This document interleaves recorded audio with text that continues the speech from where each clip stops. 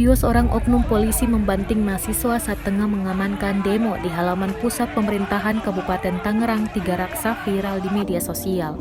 Video tersebut menjadi viral setelah diunggah oleh banyak akun pada Rabu 13 Oktober 2021 kemarin. Diketahui, aksi tersebut bermula saat ratusan mahasiswa dari Himpunan Mahasiswa Tangerang atau Himata tengah melakukan aksi demonstrasi dalam rangka peringatan hari ulang tahun ke-389 Kabupaten Tangerang. Namun aksi demonstrasi tersebut berakhir ricuh hingga aparat kepolisian membubarkannya. Dikutip dari tribunnews.com, Propam Polri akhirnya turun tangan mengusut kasus video viral anggota polisi membanting mahasiswa hingga kejang-kejang saat aksi demonstrasi di pusat pemerintahan Kabupaten Tangerang Tigaraksa.